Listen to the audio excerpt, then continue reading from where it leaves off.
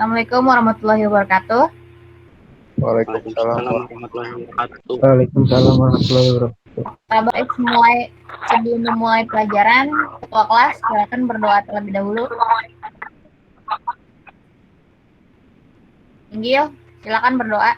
Ayo, berdoa masing-masing dimulai. Doa selesai. Absen dulu ya. Abdullah, Hadir, Bu. Abi, Andi. Hadir. Oke, baik. Jadi materinya adalah tentang arsitektur mikroprosesor. Kompetensi dasarnya adalah tadi pengetahuannya menerapkan gambar arsitektur atau rancang bangun mikroprosesor. Sedangkan keterampilannya nanti kalian bisa membuat blok diagram arsitektur mikroprosesor.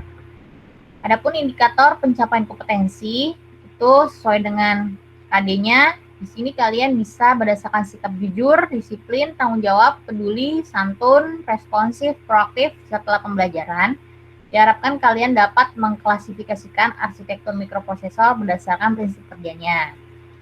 Terus kalian bisa menentukan perkembangan rangkaian arsitektur teknologi mikroprosesor. Terus kalau dari segi keterampilannya, kalian bisa menampilkan rangkaian penjumlah dan pengurang yang terdapat pada blok diagram mikroprosesor. Terus kalian bisa merancang peripheral input-output pada blok diagram mikroprosesor. Adapun tujuan pembelajarannya adalah nanti kalian bisa diskusi. Diskusinya dibentuk aja berdasarkan ada jumlah murid yang sekarang dibagi 4 orang. Nah, jadi kalian bisa mengklasifikasikannya dengan penuh tanggung jawab dan disiplin. Kalian bisa menentukan perkembangan rangkaian arsitekturnya dengan tanggung jawab dan disiplin. Terus kalian praktiknya karena ini daring, masih pembelajaran jarak jauh, jadi kita nanti pakai Z80 simulator. Nanti kalian bisa lihat di video yang saya tampilkan. Kalau nanti di sekolah pakainya trainer MPF1. Tapi kalau misalnya melalui luring, kegiatan pembelajaran jarak jauh, nggak ada alat praktek di rumah, jadi pakainya simulasi. Nah, kalian bisa menampilkan rangkaian penjumlah dan pengurang, terus kalian bisa merancang peripheralnya. Ini ada blok diagram dari sistem mikroprosesor. Ada prinsip dasarnya, yaitu berdasarkan sistem digital, biner 0 dan 1. Diteruskan lagi, kalian harus bisa menguasai programnya, karena programnya ini menggunakan bahasa mesin dan bahasa rakitan. Nah, bahasa mesinnya itu namanya bahasa mnemonik. Nah, ada bahasa assembly juga. Nanti kalian pelajari bahasa pemrogramannya. Jadi, nanti kalau prakteknya kalian bisa input, terus bikin program, membuat program, terus nanti akan mengendalikan output.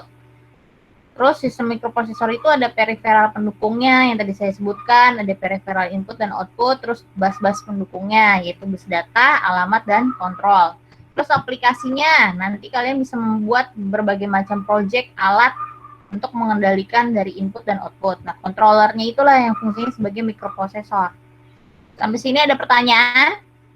Cara kerja prosesor dalam suatu elektronik seperti apa ya, Bu?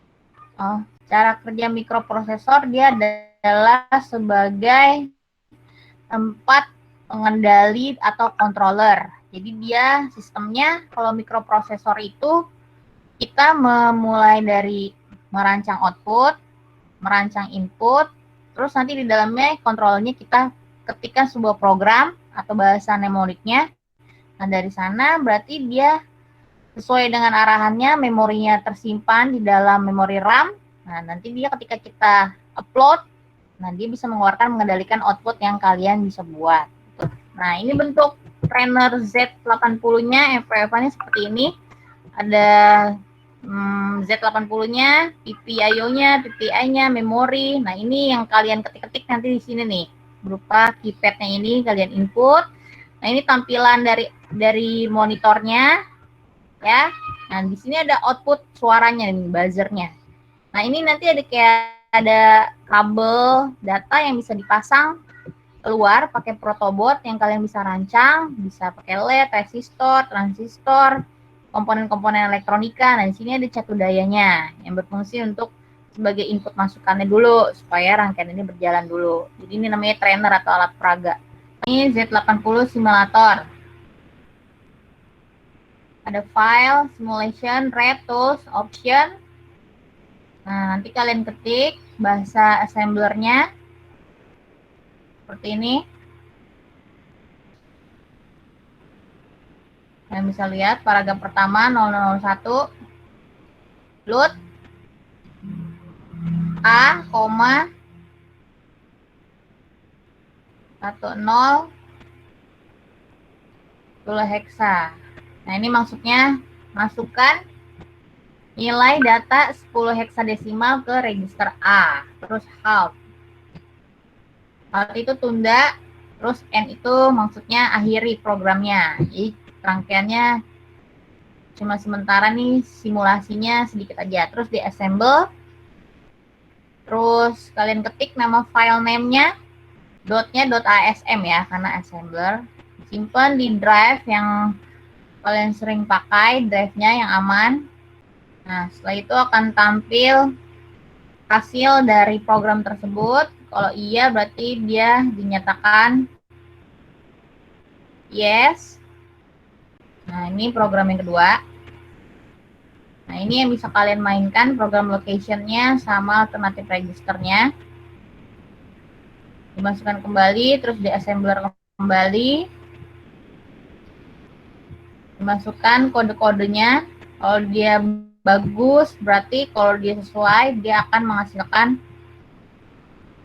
Nah, ini memori editornya. Bisa kelihatan baris 0, baris 10, sesuai dengan tadi masukan yang kalian kerjakan. Nah, ini enaknya kita langsung praktek, tapi nanti prakteknya. Jadi kalian nanti ibu bagi kelompok ya, atau kelompok orang buat diskusi. Nah, ibu share tugas diskusinya itu bahan ajarnya ke Google Classroom. Nanti ibu share, nanti sekalian bagi kelompok. Nah, terus poin-poin pentingnya kalian presentasiin minggu depannya. Oke, paham? Paham, Bu. Saya mau tanya, Bu, tapi beda, Bu. Ya. Kalau prosesor ada di setiap rangkaian elektronik tidak, Bu? Enggak. Kalau prosesor itu hanya di bagian, kalau misalnya di perangkat elektronik, dia kebanyakan komponen elektronika, tapi dia adanya cuma di komputer, di laptop, komputer sama laptop. Prosesor itu adanya di situ, dia sebagai pengendali otak-otak. Tapi bedanya kalau yang kita pelajari bentuknya kayak trainer, kayak IC 40 pin, tapi kalau misalnya yang di laptop sama komputer, dia bentuknya kayak chip. Nah, itu perbedaannya. Ada lagi? Bagus ya pertanyaannya, Inggil. Satu pertanyaan lagi nggak ada? Bu, saya mau nanya, Bu. Ya, Abdullah. Bedanya mikroprosesor sama prosesor tuh ada apa enggak, Bu? Oh, kalau mikro kan artinya kecil ya. Mikro itu kecil. Kalau prosesor itu sebenarnya cuma penamaannya aja. Kalau mikroprosesor, prosesor bentuknya kecil. Kalau prosesor itu ya nama tunggalnya, tapi dia sama-sama memiliki fungsi sebagai pengendali atau controller. Jadi kalau di analogikan tadi, oh ya, belum selesai saya Abdullah. Oh. Abdullah, udah jelas perbedaannya, dia sama-sama sebagai pengendali atau sebagai controller. Punya peran yang sama gitu ya, Bu? Ya, benar, punya peranan yang sama. Di dalamnya komputer kita, laptop kita, itu terdapat yang namanya chip, yang namanya semuanya itu di saving itu di prosesornya yang mengerjakan. Kalau kita mau ngetik, kalau kita mau ngedownload, itu semua perintahnya itu ke prosesor. Ya, pertanyaan lagi? Saya mau nanya, Bu. Ya. Cara kerja ICU pada suatu kartu SIM di handphone gimana ya, Bu? Oh, di handphone ya? Oh, di handphone ICU. benar. Handphone juga ada, ya pintar. Jadi kalau tipe-tipe handphone kalian kan dari yang misalnya kalau kalian pernah berbagai macam merek, kalian tahu kalau misalnya ada yang sistem operasinya ada yang Symbian, sekarang Java, terusnya Apple. Kalau kita yang biasa-biasa aja mungkin yang mereknya itu pakainya sistem Java ya. Nah, prosesornya itu quad-core. Kalian bisa lihat tuh di setting. Ada yang quad-core, Core 2 Duo, atau Core i3, atau Core i7. Apa kalian pakainya yang mana?